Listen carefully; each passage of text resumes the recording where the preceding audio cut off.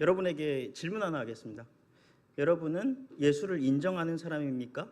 아니면 예수님을 믿는 사람입니까?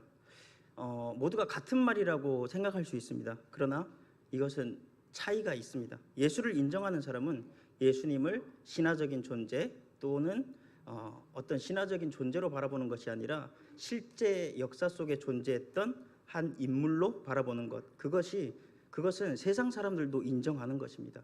그래서 예수를 인정하는 사람은 세상 사람들도 인정하는 바가 되겠죠. 그래서 그것을 실제적인 존재로 받아들이는 것을 인정한다 말할 수 있습니다. 그리고 예수를 믿는 사람은 예수님께서 이 땅에 오셔서 십자가에 못 박혀 돌아가시기까지 고난 받으신 그것을 확실하게 내 마음속에 받아들이고 그 전에 예수님께서 가르쳐 주신 그 모든 가르침을 내 마음에 새기고 예수님께서 보여주신 그 구원의 참뜻을 우리가 진정하게 신뢰하고 믿는 사람들이 바로 예수를 믿는 사람들입니다. 예수를 믿는 사람들은 세상을 살아가면서 항상 머릿속에 자각하고 내 마음속에 새겨둬야 될 부분들이 있습니다. 그것이 바로 예수님께서 이 땅에 오셔서 어떻게 고난을 받으셨냐입니다. 우리가 항상 생각하고 또 우리는 평소에 이 예수님께서 고난 받으신 내용을 충분히 알고 있습니다. 그런데 살아가면서 이것을 내 마음속에 새기고 있느냐 아니면 내가 머릿속으로 항상 자각하고 살아가느냐, 이 차이는 엄청나게 큽니다. 제가 그래서 여러분에게 한번 간략하게 예수님께서 고난 받으신 내용을 여러분에게 간략하게 설명하도록 하겠습니다. 예수님께서 이 땅에 오셔서 제자들과 또 많은 사람들에게 긍휼을 베푸시면서 또 가난한 자들과 또 병든 자들과 또 귀신 들린 자들과 또 죽은 자들을 살리신 기적을 행하셨죠. 그런데 예수님을 2년 넘게 따르던 제자가 갑자기 배신을 냈어요. 배신을 내서 예수님을 모함하고 비방하고 또 죽이려고 하는 자들에게 예수님을 팔아넘겼어요. 예수님을 팔아넘겼는데 예수님은 팔아넘겼지만 예수님에게는 죄가 없죠. 죄가 없는데 갑자기 죄가 있다고 하더니 채찍으로 막 때리는 거예요. 그 채찍으로 맞는 고통도 감내하시고 채찍으로 맞으시면서 또 죄가 없는데도 불구하고 십자가형을 받으세요. 십자가형을 받는 그 골고다 언덕에서 사람들로부터 조롱을 당하세요. 침 뱉고 손가락질하고 하는 고난을 당하세요. 그런 고난을 당하면서 아무 말 없이 예수님께서는 그 골고다 언덕을 힘겹게 걸어 올라가시죠. 그런데 그 중에서도 예수님을 사랑한다고 3번이나 고백했던 베드로가 예수님을 3번이나 부인합니다. 예수님의 제자가 아니라고. 예수님께서는 베드로가 부인할 줄 알고 일부러 3번 물으셨죠. 그런데 베드로가 예수님께서 말씀하신 대로 3번이나 예수님을 부인합니다. 이랬을 때 사람이 겪는 또 인간으로서 그 마음에 있는 상처들이 얼마나 클까요? 우리는 감히 상상할 수도 없는 것입니다. 누가 봐도 예수님께서는 배고픈 자를 먹이시고 또 병든 자를 살리시고 또 죽은 자를 살리신 기적을 행하시고 누가 봐도 선행을 행하신 예수님이신데, 그런데 죄 있다고 채찍으로 때리고 십자가형을 당하신 거예요. 십자가형에 못 박혔을 때 예수님을 향해 또 조롱하죠. 네가 하나님의 아들이면 거기서 내려와봐. 그렇게 조롱하죠. 그렇게 조롱할 때 예수님께서 뭐라고 기도하죠? 아버지, 저들은 알지 못하오니 저들을 용서하여 주시옵소서. 과연 누가 인류의 역사를 통틀어서 이렇게 억울함을 당한 사람이 있을까요? 없죠. 그러한 존재가 없죠. 그래서 예수님께서는 그렇게 억울한 일을 당하셨음에도 불구하고 그 마지막은 저들을 용서하여 주시옵소서 하고 하나님 앞에 기도했어요. 우리는 감히 상상할 수도 없고 우리는 감히 그것을 흉내낼 수도 없어요. 만약 우리에게 그런 고난이 닥친다 하면은 우리는 그 고난을 감당해 낼 수가 없는 존재들이죠. 그래서 우리는 하나님께서 보여주신 그 긍휼한 마음이 그리스도인들에게는 반드시 필요합니다. 우리가 그리스도인들처럼 그렇게 예수 그리스도처럼 그렇게 죽으면서까지 타인에게 긍휼을 베푼다, 그거는 우리가 할 수 없어요. 우리가 할 수 없는 존재고 하나님께서도 우리가 그러한 일을 행할 수 없는 나약한 존재이고 또 부족한 존재인 것을 하나님께서도 아세요. 그래서 바울은 그렇게 얘기하죠. 우리가 감당해낼 수 있는 고난만 하나님께서 허락하신다. 그렇게 말씀하죠. 그래서 예수를 믿는다고 하는 사람들에게 있어서 반드시 필요한 것은 반드시 필요한 덕목이죠. 그리스도인들에게 반드시 필요한 덕목은 긍휼한 마음입니다.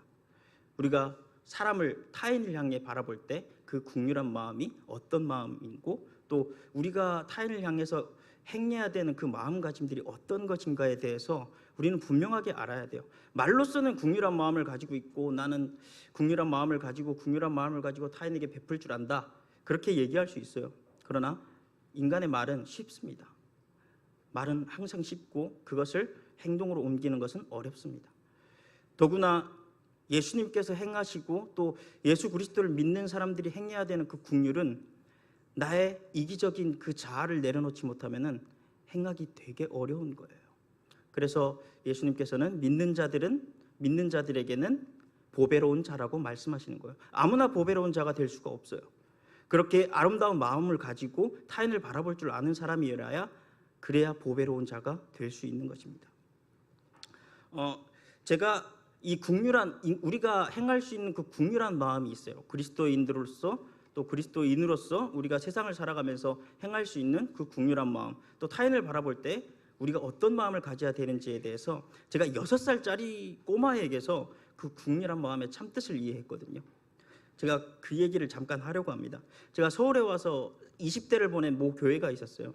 그 모 교회에서 20대 생활을 했는데 20대 생활을 쭉 하면서 친해진 사람들이 있죠. 그래서 교회에서 예배를 드리고 예배 끝나고 같이 점심시간에 밥을 먹고 있었는데 그 같이 밥을 먹었던 형의 딸이 6살이었어요. 그리고 그 옆에는 21살짜리 청년이 한 명 앉아 있었고 그 앞에 제가 앉아 있었어요. 그래서 저를 아시는 분들은 좀 아시겠지만 제가 장난을 치면 좀 짓궂은 장난을 치기도 해요. 그래서 제가 밥을 먹다가 갑자기 장난기가 발동해서 6살짜리 친구에게 그 21살짜리 청년을 향해 가리키면서 야, 얘 너랑 친구다? 너랑 동갑이야? 이렇게 얘기했어요. 그러니까 6살짜리 꼬마가 당연히 안 믿겠죠. 거짓말 자꾸 이러는 거예요. 그래서 아니 맞다고 진짜 맞아 이러니까 얘가 갑자기 가만히 있더니만 아니 나랑 동갑인데 왜 얼굴이 이렇게 늙었냐 이거죠.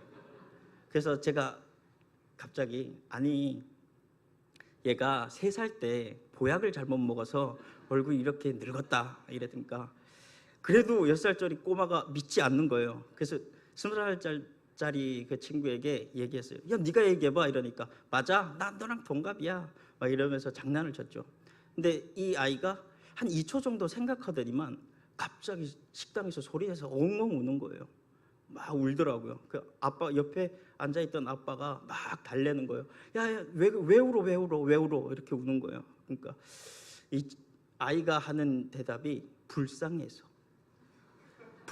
운대요. 그러니까 3살 때 보약을 잘못 먹어서 그렇게 얼굴이 늙은 거에 너무 불쌍해서 운다는 거예요. 그래서 제가 저는 누가 봐도 웃기잖아요. 웃긴 상황인데 저의 머릿속에 스치는 뜨거운 마음에서부터 올라오는 뜨거운 것이 있었어요. 아 이거구나. 우리가 그리스도인들이 가져야 될 마음. 누가 봐도 21살짜리의 얼굴을 가지고 있는 친구가 그렇게 6살이랑 동갑이라 하니까 징그럽죠. 누가 봐도. 이렇게 표현하면 좀 그렇지만 징그러운 마음을 가질 수 있죠. 근데 이 아이는 그 말을 진지하게 받아들였고 또 순수하게 받아들였기 때문에 그게 너무 불쌍한 거예요. 불쌍하고 가엾는 거예요. 그래서 이 아이가 울었던 거예요. 너무 불쌍해서 울었던 거예요. 그래서 그때 그 상황이 저는 잊혀지지가 않아요. 제가 6살짜리 꼬마에게서 긍휼한 마음을 배우다니 이런 생각과 함께 그 마음이 그 머릿속을 스쳤고 내 마음에 일었던 그 감동을 지금까지 잊을 수가 없어요. 그리스도인들은 그래야죠. 누가 어려운 일을 당하고 누가 힘든 고난 가운데 있어요. 누가 내 앞에 있는 노숙자가 앞에 냄새나는 옷도 입고 그렇게 앉아 있어요. 그러면 그 사람을 향해 생각하는 것이 저 사람은 왜 저렇게 일도 안 하고 저렇게 앉아서 빌어먹고 있지? 이런 생각을 하는 것이 아니라 저 사람의 어떤 상황을 겪었길래 저렇게 자기의 자존심도 다 버리고 사람들에게 구걸하면서 저렇게 하고 있느냐, 이렇게 바라보는 것이 국률한 마음이죠. 가엽게 여기는 마음이죠. 그리스도인들에게 이런 마음이 없다면은 우리는 복음을 잘못 이해하고 있는 거예요. 제가 전에 교회 다니면서 안주 집사님이 그런 말을 하더라고요. 교회에 오는 이런 노숙자들을 받아주면 안 된다, 이런 얘기를 하더라고요. 그래서 그 얘기를 듣는 순간 왜 교회에서 그런 사람들을 받아주면 안 되냐 물으니까 타인에게 피해가 간다는 거예요. 교회 사람들이 냄새 난다고 싫어한다는 거예요. 무슨 말을 해야 될지 생각이 안 나더라고요. 이거는 처음부터 설명해야 되는데 그러려면 어떻게 그 말을 내가 해야 될지 감이 도저히 상상도 안 가더라고요. 그게 맞습니까?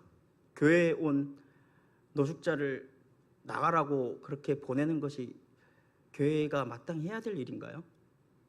분명히 할 수 있는 방법이 있어요. 교회 내에서 장소를 마련해서 그 사람들에게 대접할 수 있는 그러한 장소를 마련해서 그 노숙자들도 보듬어 줄 수 있는 것이 바로 교회여야죠. 그러한 마음을 가지고 있지 않다면 그러면 성경을 잘못 이해하고 있는 거예요. 성경의 참뜻을 이해하지 못한 거예요. 예수님께서 사역하실 때 어떤 자들을 위해서 사역하셨나요? 돈 많은 자들을 위해서 사역하셨나요? 그러한 세리들과 바리새인들이 모인 곳에 가서 장사하는 것을 다 뒤집어 엎으셨죠. 그러면서 화를 내셨죠. 화를 내시면서 너희가 하나님의 집을 장사하는 집으로 만드는도다, 그렇게 꾸짖으시고 화내셨던 분이 바로 예수님이에요. 그러나 가난하고 힘없고 약한 자들, 병 있는 자들에게는 항상 선을 행하시고 고쳐주시고 귀신 들린 자들을 귀신 내쫓아 주시고 그러한 선만 행하신 분이 바로 하나님이에요. 그런데 예수 그리스도를 믿고 예수의 가르침을 따르겠다, 그렇게 고백하는 사람들이 그런 말을 한다면 그것은 분명하게 잘못된 줄을 우리가 알아야 돼요. 그것을 알고 우리가 무엇을 행하던 간에 하나님께서 가르쳐 주신 그 선을 행하기 위해서 계속 기도하는 사람들이 바로 그리스도인들인 겁니다. 저희가 만약 정말 우리에게 잘못된 상황이 올 수 있어요. 누가 나를 비방하는 상황이 올 수 있어요. 나쁜 상황이 올 수도 있죠. 우리가 살다 보면은 누구로부터 비방당할 수도 있고 또 누구로부터 뒷소리 들을 수도 있어요.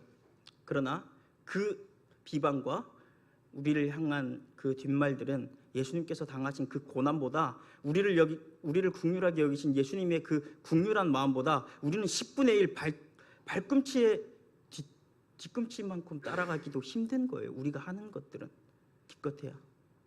그래서 우리에게 주시는 마음은 우리가 할 수 있는 것, 하나님께서 우리에게 바라시는 것은 예수님께서 가르치신 그 모든 것을 우리가 마땅히 행하고 그것을 무조건 지켜 행하라가 아니라 예수님께서 가르쳐 주신 그 복음대로, 그 선한 복음의 길대로 우리가 살아가는 그런 마음을 가진 사람들을 하나님께서는 바라고 계시는 거예요. 그래서 우리가 세상 밖에서 세상 사람들을, 힘들고 어려운 사람들을 긍휼하게 여기고 세상 사람들이 아무리 배척할지라도 우리는 그런 사람들을 껴안아줄 수 있고 안아줄 수 있고 포옹해 줄 수 있는 그러한 사람들이 되라고 예수님께서는 우리에게 가르쳤습니다. 근데 그런 사람들이 되지 못하고 세상 사람들과 똑같이 생활한다면 그것은 세상에서 빛과 소금의 역할이 아닌 그냥 세상 사람인 것이죠. 오늘 10절 말씀처럼 하나님의 백성이요, 하나님으로부터 긍휼함을 입은 사람으로서 우리가 그리스도인으로서 가져야 될 완전한 덕목은 바로 이 긍휼한 마음이 기본적으로 포함되어 있습니다. 우리는 전에는, 예수님 오기 전에는 우리가 긍휼을 얻지 못한 자였지만 예수님께서 우리에게 그 긍휼한 마음이 어떤 것인지 분명하게 보여주셨고 행하셨죠. 우리는 그래서 세상을 살아가면서 예수님께서 당하신 그 고난을 계속해서 머릿속으로 자각하고 내 마음속에 생각하면서 내가 지금 어떠한 사람 때문에 화가 날지라도 예수님께서는 이것보다도 더한 고난을 당하셨는데, 이런 것들을 자꾸 생각하면서 그러한 화들을 가라앉히고 하나님, 내가 그런 사람이 되지 않게 해주세요, 그렇게 기도하는 사람이 되어야 되는 것입니다. 예수님의 가르침에 합당한 자가 되기 위해서 매일 기도하고 내가 부족하지만 그래도 예수님의 가르침을 행하는 사람으로 거듭나게 해주세요. 그렇게 하나님 앞에 매달리는 사람, 그렇게 하기 위해서 하나님의 말씀을 더 보는 사람, 그런 사람들이 바로 온전히 예수 그리스도를 믿는 사람이라고 말할 수 있는 것입니다. 예수를 인정하는 것은 쉬워요. 받아들이면 되니까. 예수님께서는 실제 역사적으로 계셨던 분이고 세상 사람들도 그것을 부정하지 못해요. 그러니까 예수 그리스도를 인정하는 것은, 받아들이는 것은 쉬워요. 그런데 거기서 더 나아가는 것이 어려운 것입니다. 그 가르침과 예수님께서 우리에게 보여주신 그 선함이 무엇인지를 깨우치고 예수님께서 우리에게 보여주신 구원의 참뜻이 무엇인지를 이해하는 것이 어려운 것입니다. 그래서 우리는 항상 기도할 때 주님께서 우리에게 보여주신 그 구원의 참뜻이 무엇인지를 이해하게 해주십시오. 내가 부족하지만 그렇지만 예수님께서 우리에게 가르쳐주신 그 국률, 보여주신 그 국률한 마음을 가지고 세상 속에서 빛과 소금의 역할을 잘 감당할 수 있게 해주시옵소서. 그렇게 기도하는 것이 바로 그리스도인들이죠. 그게 바로 세상 사람들과 다른 것입니다. 그것이 온전히 빛과 소금의 역할을 잘 감당해내는 사람들이고 하나님께서 택하신 보배로운 모퉁이 돌이라고 감히 말할 수 있는 거죠. 나의 행동이 오직 세상 사람들과 똑같다면 어떻게 자신 있게 말할 수 있겠어요? 하나님의 택하신 백성이라고, 거룩한 백성이라고, 내가 하나님으로부터 긍휼을 얻은 사람이라고 어떻게 말할 수 있겠어요? 하나님으로부터 긍휼을 얻었다 그렇게 자각하고 있는 사람이 세상 사람들로부터 손가락질 받는 것은 자신의 행동이 무엇인가 잘못되어 있기 때문이에요. 그래서 다시 한번 말씀을 보고 내 자신을 말씀에 비추어 뒤돌아봤을 때 나의 잘못이 무엇인지, 내가 무엇이 잘못되었는지를 올바로 깨우칠 수가 있어요. 말씀을 거울 삼아 우리는 그렇게 살아나갈 수 있는 거예요. 세상 가운데서. 저는 여러분에게 세상을 살아가면서 예수님께서 죽기까지 그 고난받으신, 또 우리에게 베풀어 주셨던 그 긍휼함을 세상 가운데서 항상 생각하면서 100번 생각하고 10번 생각하고 100번 생각하고 1000번을 생각해도 이거는 과하지 않은 거예요. 계속 생각하고 계속 자각하고 하면서 그 안에서 예수님, 하나님 나라의 거룩한 백성, 또 예수 그리스도로부터 긍휼이 여김을 받은 자답게 살아가라고 권면하고 싶은 것입니다. 또한 마지막으로 세상 사람들도 인정할 수 있는, 그렇게 예수를 인정하는 사람이 아니라 온전히 예수 그리스도를 믿고 예수님께서 우리에게 가르쳐 주신 그 말씀을 온전히 신뢰하면서, 그러면서 세상 가운데서 구원의 참뜻을 이해하는, 또 말씀과 하나님을 신뢰하고 그 참 믿음에 이르게 해달라고 하나님께 기도하고 또 매달리고 또 내가 그렇게 살기 위해서 발버둥 치는 여러분이 되시기를 주님의 이름으로 축원합니다. 기도하겠습니다. 하나님 감사합니다. 우리가 이 말씀을 통해서 주님께서 우리를 향한 그 긍휼이 얼마나 깊고 얼마나 어려운 것인지를 알게 해주심에 감사드립니다. 비록 우리는 예수님처럼 행할 수는 없지만 주님께서 우리에게 보여주신 그 긍휼한 마음이 어떤 것인지를 우리에게 친히 보여주셨습니다. 그러니 우리가 세상 가운데서 살아갈 때 우리가 하나님의 그 긍휼한 마음을 조금이라도 보여줄 수 있는 주님의 자녀, 주님의 제자로서 온전히 살아갈 수 있도록 주님께서 우리의 삶 가운데 온전히 동행하여 주시옵소서. 나는 부족하고 연약하고 어렵고 힘든 가운데 있을지라도 성령님께서 나와 함께하면 내가 그 긍휼함을 충분히 행할 수 있고 그 긍휼한 마음을 가지고 세상 가운데서 충분히 빛과 소금 역할을 잘 감당해낼 수 있는 존재가 될 수 있습니다. 그러니 나의 삶과 나의 마음 가운데 온전히 성령님이 역사하시어 내가 온전히 하나님의 선을 행하는 그러한 주님의 자녀로서 거듭날 수 있도록 하나님의 축복이 우리의 삶 가운데 더하여 주시옵소서. 모든 것 주님 앞에 올려드리오며 예수 그리스도 이름 받들어 기도드리옵나이다.